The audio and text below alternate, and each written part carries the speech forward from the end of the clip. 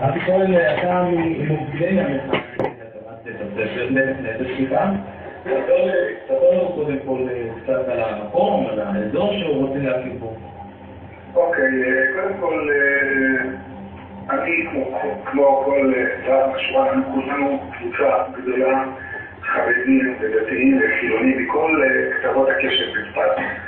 אנחנו מתנגדים נחרצות להקמת בית הכנסת בתוך המסחר של מתנ"ס בלום. אני אסביר לך בדיוק מה מדובר. יש מתנ"ס שמשמש ילדים, משמש נשים, יש מגרש טניס, יש פעילות כמו בכל עיר.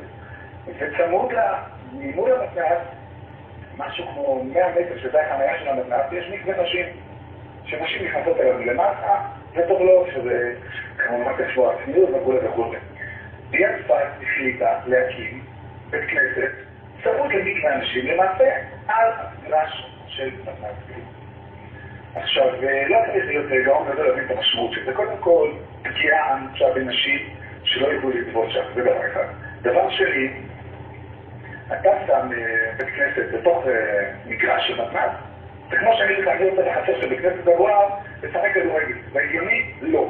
אותו דבר. זה אחד. שתיים, מדובר על מבנה של 300 מטר שכולל בית כנסת, אולם שמחות, לשכה לאדמות, אולי גם מקווה, עוד דברים שאנחנו כרגע לא יודעים. והמשמעות של זה היא פשוטה מאוד מאוד. ברגע שיש שם בית כנסת, מלבד הפגיעה בנשים, המתנ"ס פשוט, הוא בלב הכי מקרטע, הוא פשוט לסגור, יתנו את המצב, אפילו פרסר. פניתם לעירייה בנושא?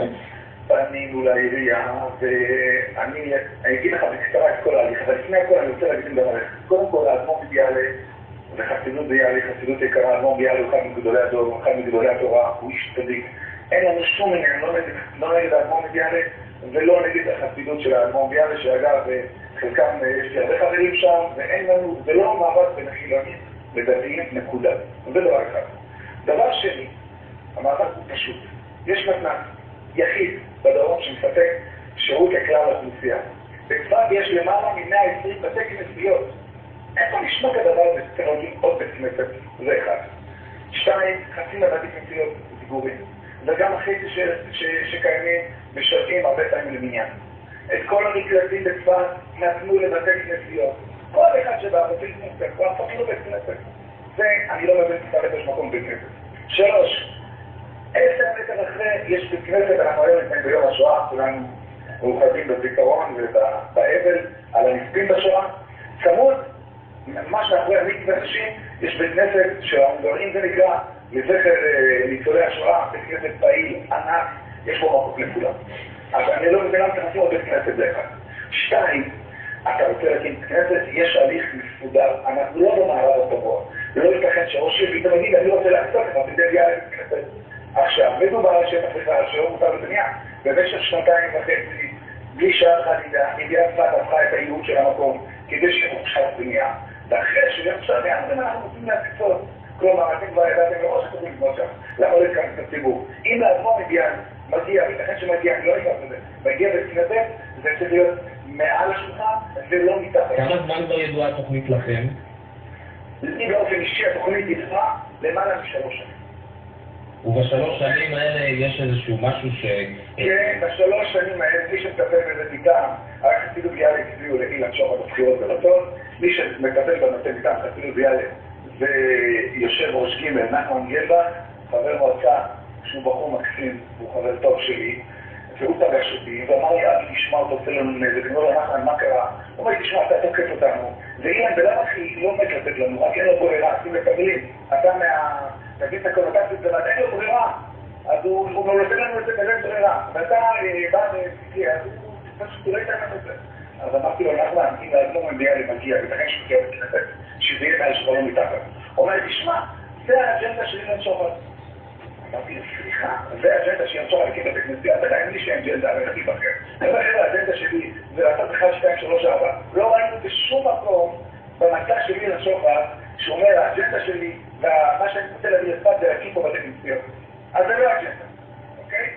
אז זה לא האג'נדה, זה היה הבטחת בחירות, ביקשתם שלא ניכנס להיבטים האלו, כי זה מצוי בידי הגורמים הרלוונטיים, אז זה לא נכנס לזה. אבל העברת את, זאת אומרת, יש לך פה האשמות שכמובן לכאורה והכל, אבל יש לך האשמות מאוד חמורות האם העברתם את זה גם לרשויות? בוודאי, יש מבקר המדינה ויש עוד גופים שמטפלים בזה ויודעים על זה, ואני אומר חד וחלק, בתיקי נפש הזה לא יקום ולא יהיה, נקודה. ואחד, עכשיו שתיים, עוד דבר חשוב. יש מגרש טניס, צמוד לבית הכנסת, מגרש טניס סדר. יש עוד אוכלוסייה שבאים לשחק, הם לא יכולים לשחק, למה? כי הוא קרוע ולא מטופל. הם יודעים לראש פינה, יודעים לחכות. 8 שנים עיריית צפת לא השקיעה שקל במתכוון. זה לבוא להגיד, חבר'ה, המתנ"ס שאתם רואים, המתקנים, אנשים לא באים, אנשים לא באים, כי המתקנים לא תקינים, אז מה אתם רוצים? דרך אנשים לא באים, אז בוא ניתן כל החלטים. ואגב, אני מזכיר לך, במשך 8 שנים, מתקיימת מכירת חיסול על ידי ראש העיר ושותפיו. לצערי הרב, כל נכס, כל מקום, יש, תסתכל על רשימת הקצאות של עיריית צפת, 24 מבנים, כולם ללא יוצא מן הכלל לקבוצות שתמכו בגיל השבת בחירות.